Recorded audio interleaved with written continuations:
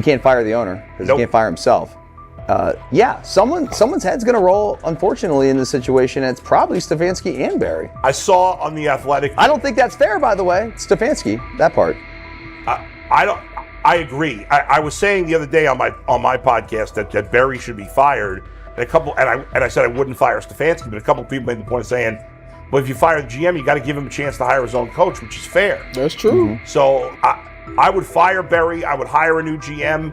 If that GM thinks Kevin Stefanski's a good coach, wants to stick with him. Right. The situation in Cleveland has escalated with the NFL. Sources indicate GM Andrew Barry is prepared to move on from head coach Kevin Stefanski if he refuses to elevate Shedeur Sanders. The Browns are weighing a major quarterback change. Leadership appears to be aligning behind Sanders and pushing for immediate action. This is a high-stakes decision about control and the team's direction. I think it's unfair for me to comment in I guess, maybe on behalf of the industry. All I can say is this, the time that we spent with Shedeur, and what he's done throughout his college career is impressive. He's an impressive young man. He's a really good quarterback.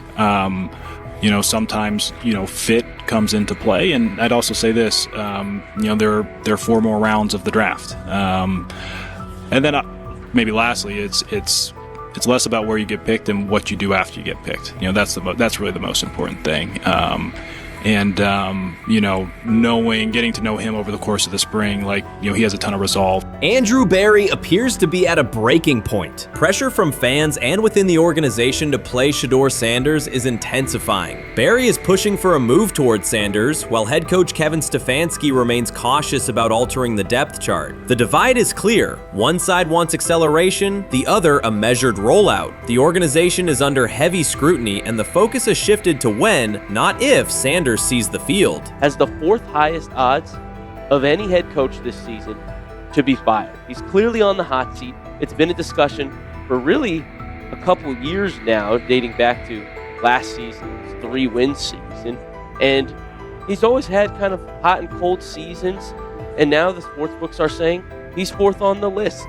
Number 1 is Mike McDaniel of the Miami Dolphins, Brian Dable of the Giants at 2, Shane Steichen at 3, and there is Kevin Stefanski plus 650 to be fired. This has moved beyond tension to outright stubbornness. Rather than elevating Shedeur Sanders, the staff has chosen Dillon Gabriel. The current depth chart looks less like a forward plan and more like resistance to change. Fans have been clear about who they expect to see, yet the organization keeps delaying. Every week without a real evaluation of Sanders slows development and blurs accountability. Cleveland is choosing a conservative approach when a decisive decision is needed, sending a message of uncertainty to both the locker room and the city. Now being the 3rd-string quarterback for the Cleveland Browns, was that so much was made out of unbelievable. He actually made the team as the 3rd-string quarterback. Like that was a big deal. Like that was somewhat of a surprise to a lot of people. He should have been the first pick in the draft. Kevin Stefanski appears to be doubling down to validate his approach. Despite sustained demand from Browns fans to see Shedeur Sanders reflected in chants, merchandise, and constant discussion, he continues to keep Dillon Gabriel in front on the depth chart. The decision functions as an assertion of control rather than a response to momentum. Even with clear signals from the fan base, Stefanski is staying with Gabriel and delaying a full evaluation of Sanders. It is a deliberate choice to maintain his plan and pacing, not to accelerate change. Cleveland is prioritizing continuity over recalibration, keeping any transition to Sanders on hold. But yeah, I mean, the Browns are in a tough spot. They have wasted. You traded a ton of high draft capital to get Deshaun Watson. You've gotten nothing out of Deshaun Watson and missed an opportunity. Like, who knows who they would have drafted. Now, maybe they would have screwed up those picks and the Browns would still be in bad shape.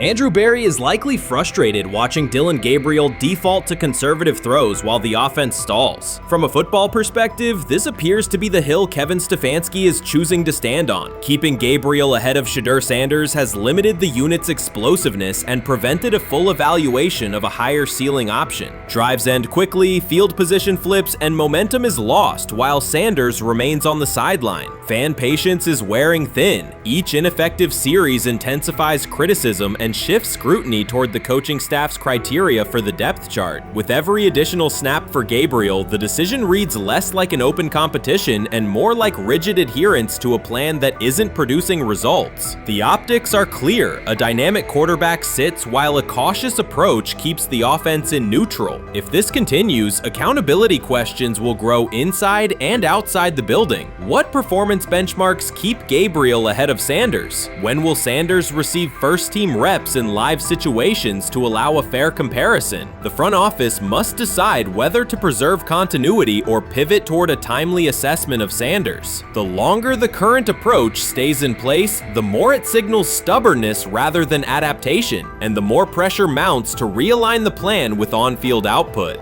I honestly see it happening if the Browns lose a bunch of games. Like if they get 5 wins or less, I see the report coming out now that Stefanski will be fired. I don't want it to happen. I want the Browns to be good, win a bunch of games. I think that they're going to be a team that is slept on and can at least get 7 wins, which is why if they don't, I see Stefanski getting all the blame for that, and there'll be a new coach in Cleveland. Because their players, to me, are there once again. We've talked about the incredible rookie class. The approach in Cleveland lacks consistency. One week, Andrew Berry signals he wants Shedeur Sanders on the field. The next, Dillon Gabriel gets the reps and the plan stays conservative. Through it all, Kevin Stefanski shows limited urgency despite pressure on his job security. Fans are asking for an offense that can push the ball, change field position, and produce points. Instead, the unit leans on short throws and cautious sequencing. Gabriel's play keeps the ceiling low and momentum static, while a full evaluation of Sanders is postponed. The result is growing frustration and a clear disconnect between the front office, coaching staff, and expectations in the stadium. The NFL tried to teach him and his father a lesson. You don't act like that. You don't talk like that before a draft. We'll show you how our game is played. We will watch you plummet all the way. I think he would have gone undrafted except for that owner in Cleveland. And he is the key to everything because he is something of an against-the-grain maverick owner. He's kind of a wannabe Jerry. Fan speculation is growing. Some believe Kevin Stefanski lacks confidence in Shedeur Sanders. Others think he's prioritizing Dillon Gabriel for reasons unrelated to performance. A more extreme view claims Stefanski is manipulating outcomes to secure a buyout. Whatever the motive, the risk is clear. This approach is straining his relationship with GM Andrew Berry and alienating the fan base. Pressure is rising, Berry's patience is running out, and supporters have shifted from requests to demands. If the current plan continues, calls for a change in quarterback and accountability will intensify. They say training camp decides depth charts, but Shedeur Sanders began fighting for his job long before he will step inside the Browns facility. While most first-year players squeezed in one last vacation, he slipped onto a private field in Texas, strapped on Cleveland's helmet and shoulder pads, pulled a fresh number 2 jersey over his chest, and started rifling timing routes as if it were the opening drive of week 1. No cameras, no hype track, no product placement, just sweat, cadence, and ball placement. A rookie does not rehearse in full game gear unless he already envisions himself commanding the huddle. Plenty of observers shrug that clip off. They insist the 5th rounder, quote, isn't ready, cling to depth chart conventions, or whisper that the name across his shoulders did most of the talking on draft day. Maybe it is the Disconnection, maybe it is a preference for prospects who blend quietly into the background, or maybe the league's gatekeepers fear the possibility that the kid is better than the quarterbacks they have spent months promoting. Whatever the motive, the countdown has started, and video rarely lies. Shedeur Sanders is not preparing to arrive. He is preparing to lead.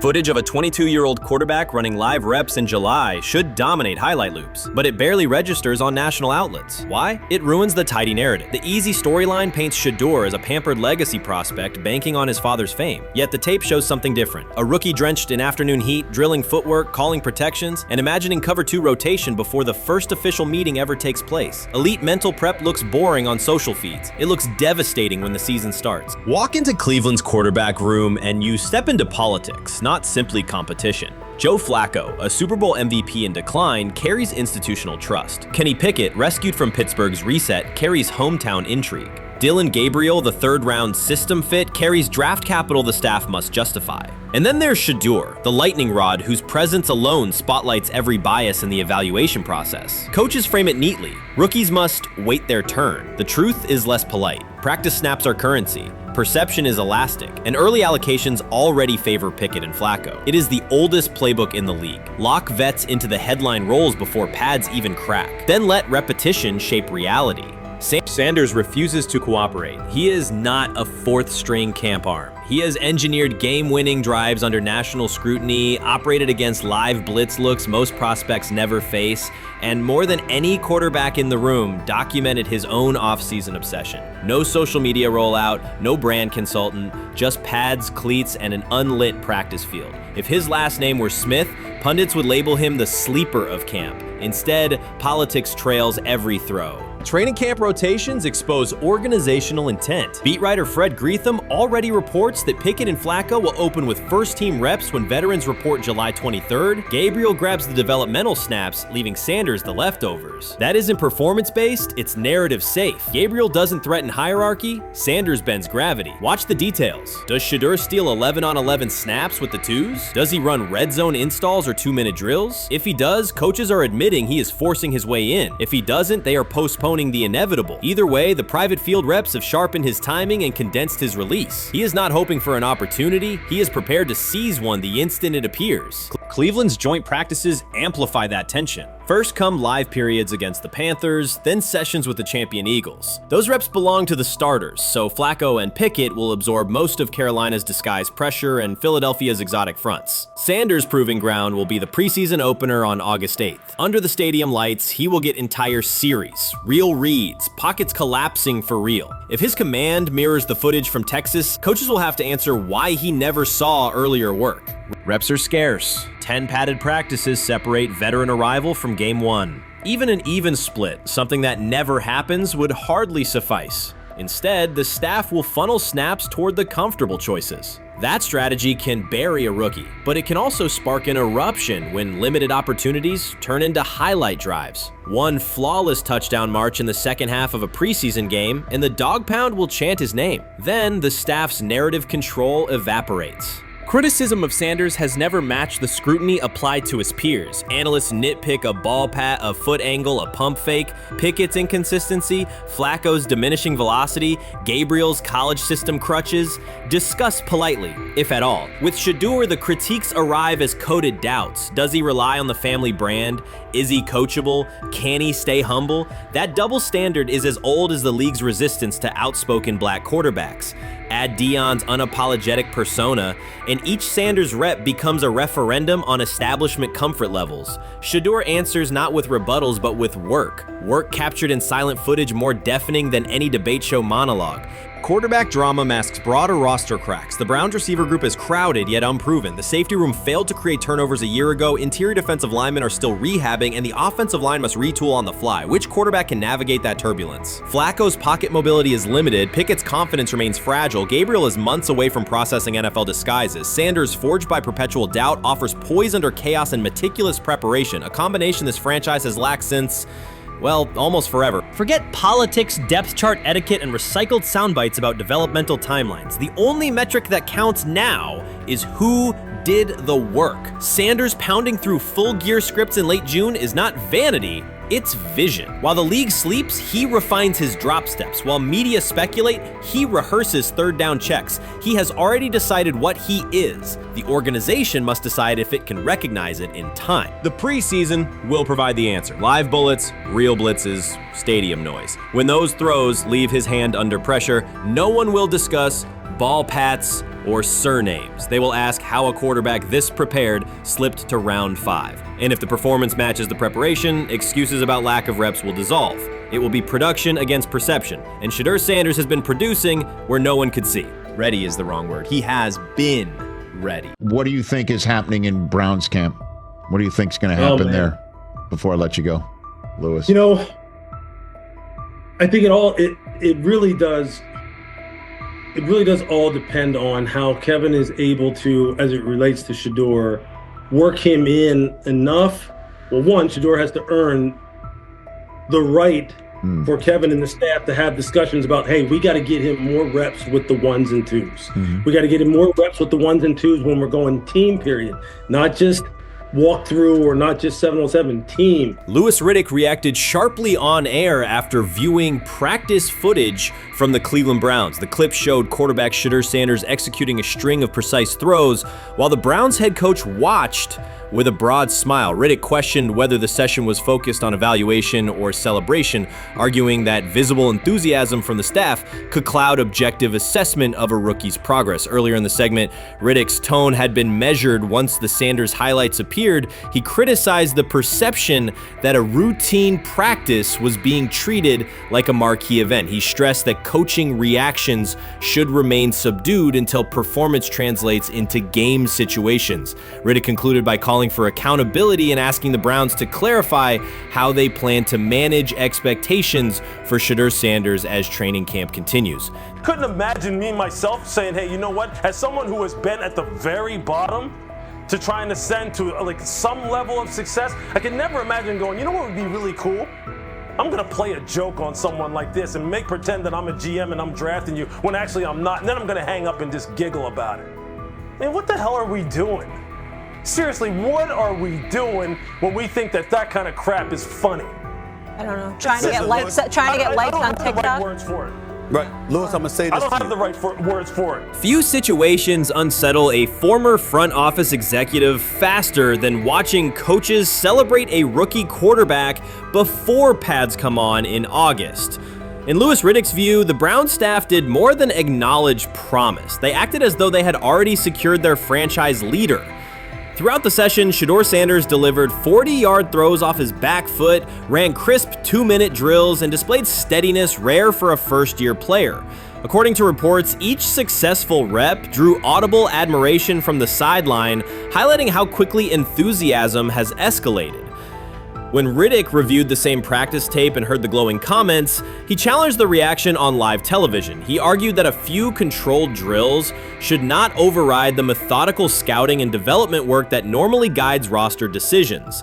Riddick's criticism focused less on Sanders' talent than on the evaluation process. He warned that comparing a prospect to established stars or joking about renaming the stadium creates pressure before the player has taken an NFL hit, faced a disguised coverage, or logged a preseason snap.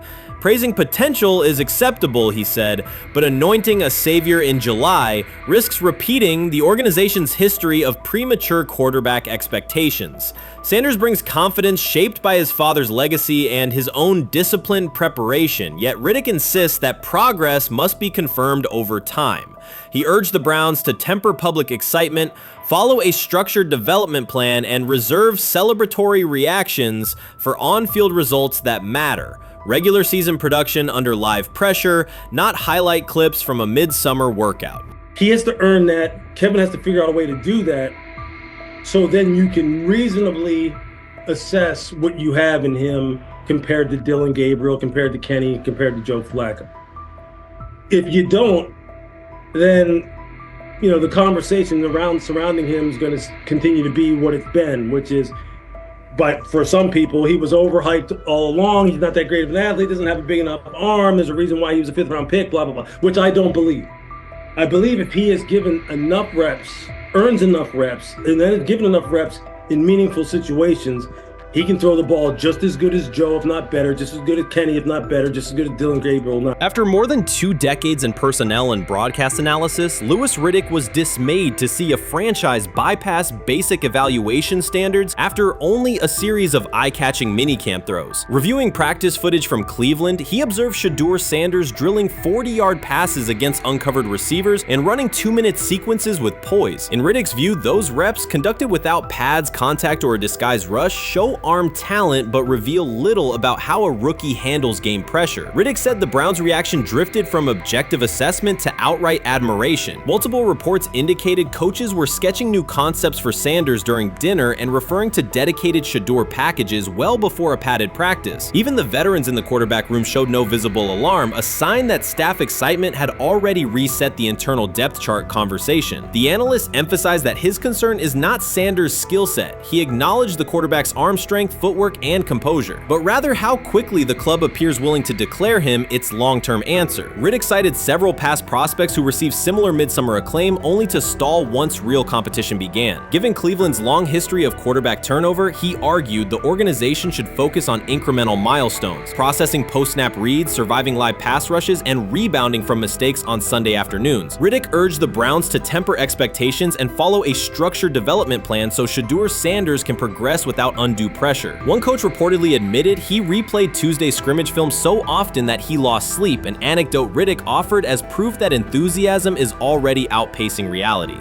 All asking now is what is going on with Shedeur Sanders, and so the floor is yours. Maybe you can make sense of this free fall with what was at one point the top-rated quarterback in this draft class. Yeah, see, I think at this point in time, this really isn't a football discussion any longer. This is a personal discussion. This is about it's a fit discussion. It's whether or not teams are just comfortable with everything that comes along with Shedeur in terms of who he is as a person, all the people that are surrounding him in terms of his inner circle, and whether or not teams deem that to be something that they're comfortable with. Right or wrong, that's the only conclusion you can really come to at this point. Louis Riddick voiced an escalating concern during the segment. Having witnessed numerous quarterback setbacks in his career, he worries another may be forming, not because Shedeur Sanders lacks talent, but because the praise around him is growing without restraint. Sanders has simply attended practice, delivered accurate passes, led the huddle, and shown the composure expected of an NFL player. Riddick fears the Browns' reaction, treating routine drills as proof of long-term success, risks setting premature expectations. He cautioned that the organization seems ready to celebrate a franchise savior before Sanders has taken a competitive snap, noting that such early adulation has derailed promising prospects in the past and could impede Sanders' measured development. So before your final year at Miami, there's a lot of conversations revolved around Shedeur Sanders. Obviously, I'm assuming you guys have a great relationship, some of the clips you've seen and stuff like that. What is it like for you to have like this rivalry with Shedeur? I don't have a rivalry with him.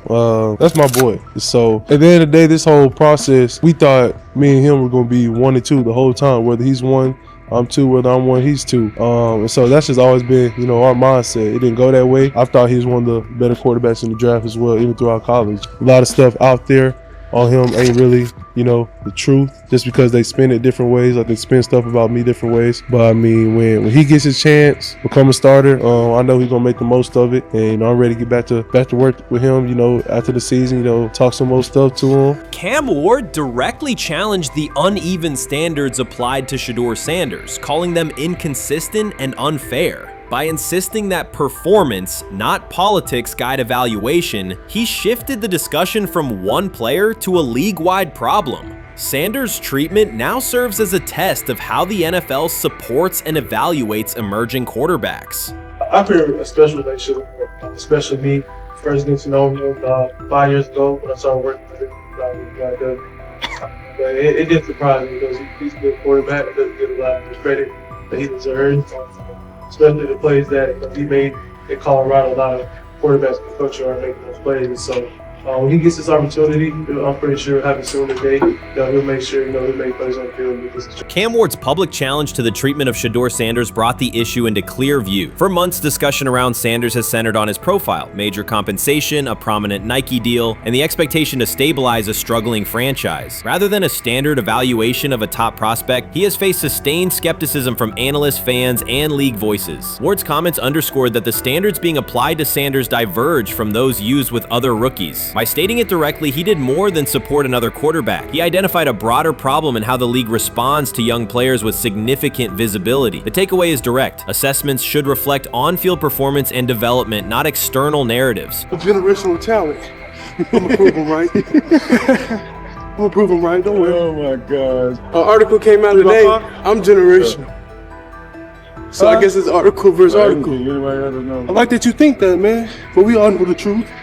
What? Trav gonna be first? You generational, I'm legendary. That's cool. We can be legendary. Legendary get their ass. We'll start doing it like 5 minutes. Shedeur Sanders entered the league with more than a playbook. He brought a public brand, a family legacy, and expectations unusual for a first-year quarterback. Before his first regular season throw, he was already positioned at the center of attention. Rather than assess him on that reality and his on-field ability, many voices reduced him to marketing, treating visibility as proof of hype instead of performance. Cam Ward pushed back on that framing. His point was simple: judge Sanders by the same criteria applied to other rookies. With Sanders' resume, production, leadership, and composure, most first-year quarterbacks would be discussed as long-term cornerstones. The evaluation should be consistent, focused on development and results, not perception. This is the process with Shedeur, who I know is a buddy of yours, and how do you think both of you guys will end up doing in the league?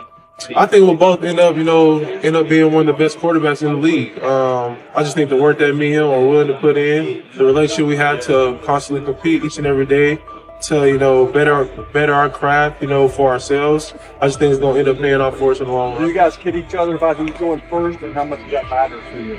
Yeah, we play around, we joke around with it. Really don't mean nothing. The draft pick will never mean anything. At the end of the day, you got to show whether you can prove each and every Sunday. You can't just do it 1 year. Disrespect shows up in two patterns. First, Shedeur Sanders is repeatedly framed through his father, Deion Sanders, as if lineage erases his own work. Discussion drifts to pedigree instead of what the film shows. Second, his visibility is treated with suspicion. His audience reach, partnerships, and ability to lift ratings are labeled hype rather than recognized as value. Instead of acknowledging that he drives demand and expands the stage for his team, critics call it an unfair edge. The result is a skewed evaluation. Star power is held against him while on-field production gets pushed aside. The standard should be consistent. Assess the tape and the development, not the last name or the attention it brings. Well, Ward were microfacts. Cam Ward's remarks went beyond defending Shedeur Sanders. They confronted how the league manages star power. The reality is simple. The NFL markets visibility, but resists it when a player doesn't follow the expected script. Rookies are supposed to be quiet, deferential, and grateful for limited leverage. Sanders arrived with leverage, brand reach, major endorsements, and confidence. And that presence was recast as entitlement. Instead of treating those factors as earned advantages, much of the commentary used them to diminish him. Ward called out that contradiction. The same influence the league sells to audiences is criticized when a young player exercises it. His point is a standards problem, not a personality dispute. Evaluate Sanders on his preparation, leadership, and results. Don't penalize him for having a platform or for using the leverage that the modern NFL itself helps create.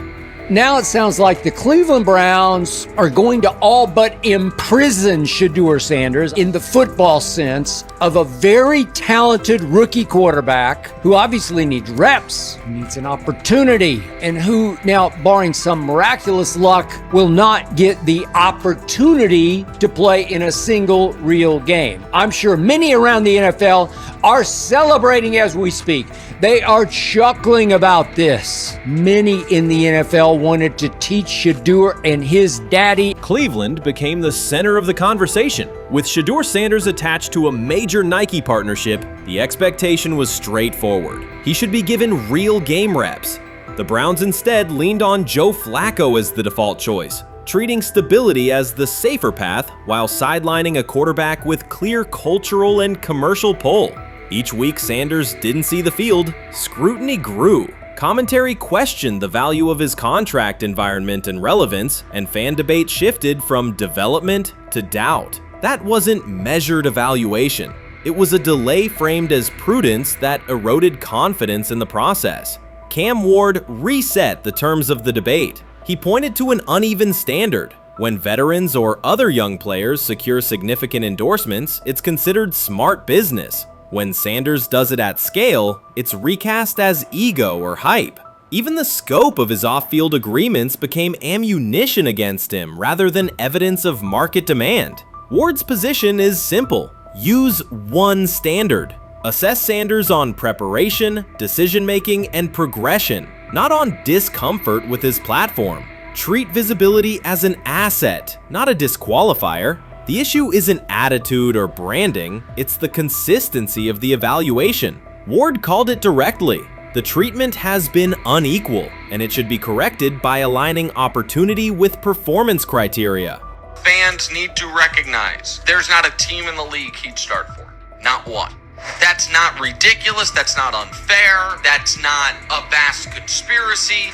Shedeur Sanders fans are Angel Reese fans. They're just fair weather fans who don't really give a fuck about the sport. Most of them are just Dion fucking groupies that followed him when he went to fucking Colorado, just like Angel Reese's fans had never watched basketball prior to her playing at LSU, and they followed her to the WNBA and don't know shit about the sport. That's it. Now Dion fucking groupies are running around acting like, oh, this is payback to his dad. The timing is pivotal. Shedeur Sanders isn't trying to blend into the league's background. He's shaping the agenda. He drives debate segments, fuels short-form highlights, and moves merchandise at a pace most rookies never approach. By the metrics that define modern attention, he is the draw. Yet, a segment of observers continues to undercut him, not because of shortcomings on tape, but because of discomfort with how prominent he already is. Cam Ward put words to what many could see. Coverage around Sanders has been filtered through reaction to his visibility, rather than a clear read of his performance and growth. The market has already weighed in. Demand is real, not manufactured. Nike's record-level rookie endorsement aligned with that reality, signaling long-term value and cultural reach. This exposes a core contradiction. The NFL depends on star power to sell tickets, fill stadiums, and boost ratings, but it resists stars who set terms on their own. Visibility is celebrated until a player exercises it. The fix is straightforward. Apply one standard. Evaluate Sanders on preparation, decision-making, and results, and treat his platform as the asset it is. If the league benefits from his presence, its evaluation practices should reflect that same reality, consistently and without penalty for scale. Shedeur Sanders does not depend on league promotion. He established his platform before the NFL and continues to expand it on his own terms. That autonomy challenges the status quo. Cam Ward's support was more than a defense of a teammate. It was a warning that if the league holds to outdated expectations, it risks falling behind the very players who drive audience attention and revenue. Claims that Sanders lacks real popularity ignore measurable facts. A large, active following, consistent merchandise demand, and sustained coverage across major outlets. Doubts about his standing as a quarterback overlook his college production and growth indicators. The pattern is familiar. Efforts to minimize him increase his reach. Each skeptical headline widens the spotlight, and each dismissive take creates more engagement. You cannot reduce a player built for visibility by arguing he should be less visible. The practical outcome is the opposite. Scrutiny becomes signal. Sanders is not merely enduring criticism, he is turning it into momentum, converting attention into leverage on and off the field.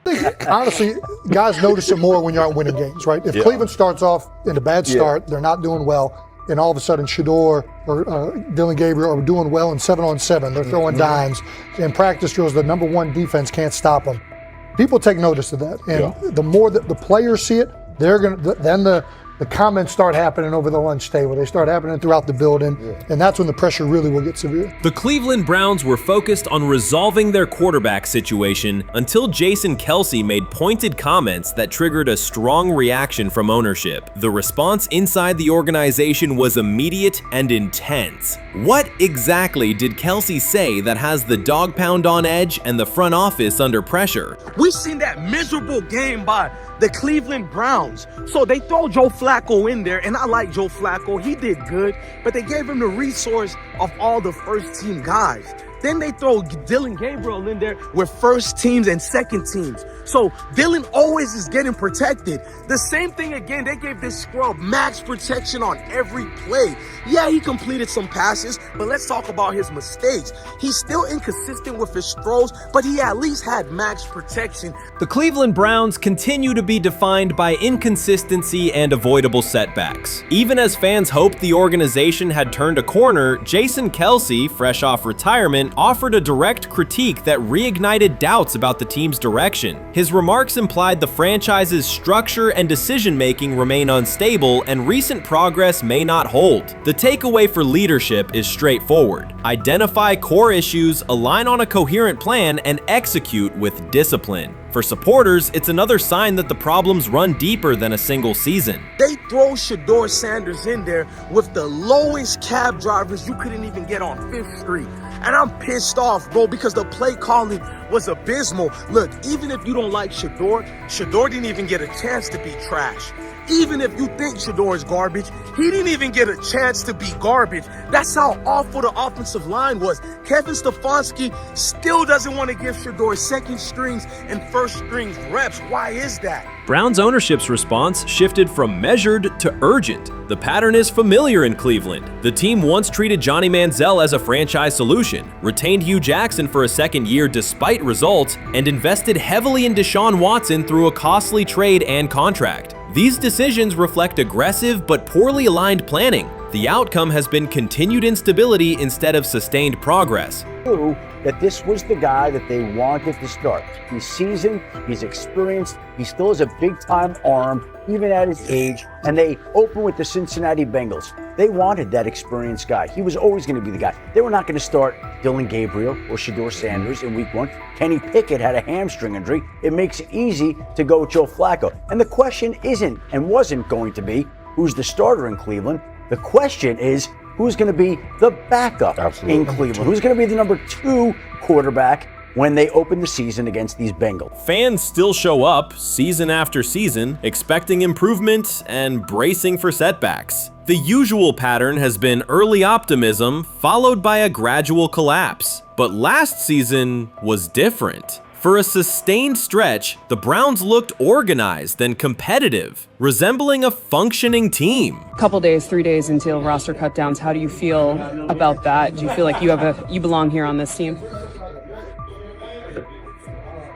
Obviously, I think overall as a player, I feel like I put in the work. I feel like everything I do, I try to do it to my best, and that's all I ask for. So I feel like everybody feels like, they should be on the team, and if you ask anybody on the team, would they feel like they belong, in their own eyes. So I feel like I do, but I'm my own player, I think about myself in a high regard. The front office entered the offseason confident. Kevin Stefanski was being praised and the Dog Pound believed the team had made real progress. Then Jason Kelce delivered a pointed assessment that cut through the optimism. Fresh into retirement, the former Eagles All-Pro and Super Bowl champion said Cleveland still looks like a team patching over issues rather than building a durable contender. Kelce's view was direct. The Browns' structure is fragile, and the roster is too dependent on perfect health at quarterback. He argued the team is one injury away from losing continuity and sliding backward. Because Kelce has operated inside a stable, championship-level organization, his comments carried weight with players, media, and fans. The reaction was immediate. People took his critique seriously, not as outside noise, but as an informed evaluation of how a successful team should be built. Ownership also felt the impact. Jimmy Haslam's response shifted to urgency, a sign that leadership recognizes the stakes.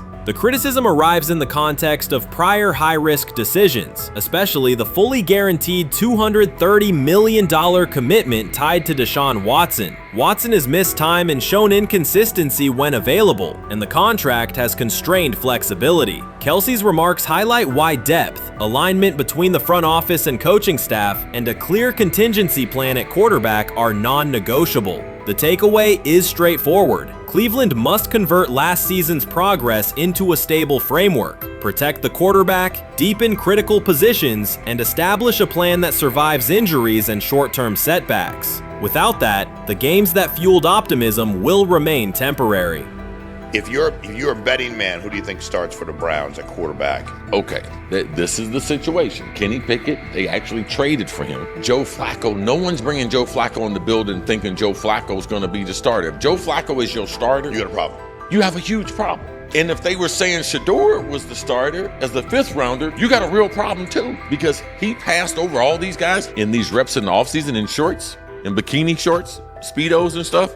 Like, no, that kind of stuff. So I'm not that surprised. When you put down a 3rd round pick on a quarterback, you do believe he has a certain skill set. Jason Kelce stated the obvious. Cleveland committed to a quarterback who hasn't played at an elite level in years, and Joe Flacco's playoff run didn't change the long-term outlook. Ownership appeared more upset that the criticism was public than by the substance of the critique. Many fans agreed. They've seen this pattern before. Rosters age, injuries are inevitable, and when a single contract dominates the cap, one setback at quarterback can undermine the entire season. Kelce's broader point was about structure. The Browns prioritized the high-cost, uncertain starter over depth and contingency. The late-season surge masked issues that remain: limited cap flexibility, thin depth at key positions, and an offense that lacks a credible Plan B. Fans recognize how quickly a strong defense can decline with injuries, and how an offense without redundancy stalls. The AFC North raises the stakes. Baltimore with Lamar Jackson sustains a top standard. Cincinnati with Joe Burrow returns to contention when healthy. Pittsburgh rarely slips below .500 under Mike Tomlin and wins with defense and consistency. In that environment, Cleveland can't rely on perfect health or peak form from one player. The path forward is clear. Diversify cap allocation, reinforce the offensive line and receiver depth, carry a legitimate backup plan at quarterback, and install a scheme that functions regardless of who is under center.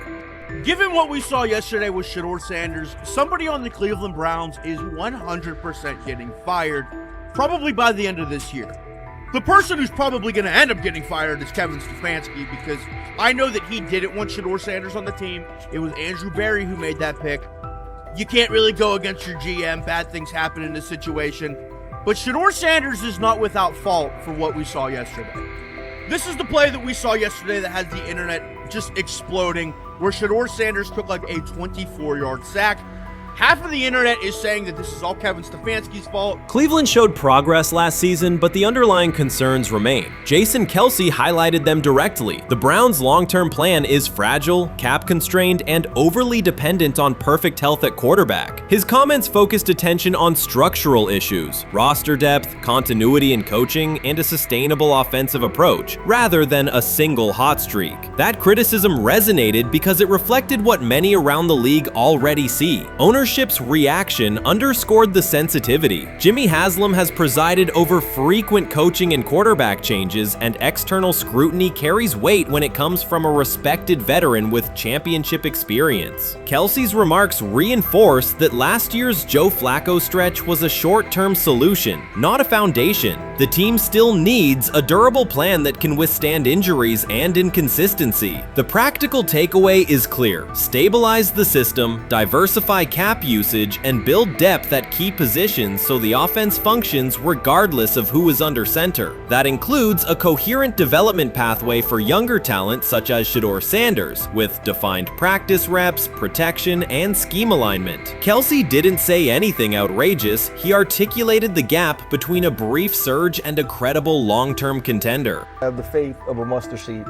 Right, because this is the greatest resurrection since Jesus the Christ. Right, like at some point, Joe Flacco was thinking about getting into TV. Yeah. Right, Joe Flacco didn't have a job, and then now you not only come back and start for the Cleveland Browns late in the 2023 season, but they came back around to you. You're now the day one starter for a franchise that just 2 years ago was in the playoffs. The Browns' quarterback situation remains unsettled. Deshaun Watson was expected to be the long-term answer, but injuries and inconsistent play have prevented him from reaching an elite level. When the team turned to Joe Flacco after Watson's season deteriorated, Flacco immediately lifted the offense and produced results that highlighted the gap between expectations and reality. That a 39-year-old late addition could outperform a 230 $30 million starter was not just a short-term surprise, it raised fundamental questions about roster construction and evaluation. Quarterback depth has been fragile, and the late-season surge masked broader structural problems. Jason Kelce's remarks made that clear. Cleveland is vulnerable if the starter is unavailable, cap flexibility is limited, and the offensive plan lacks a stable contingency. His critique drew attention to leadership and planning as much as on-field performance. Jimmy Haslam's strong reaction reflects the pressure on ownership.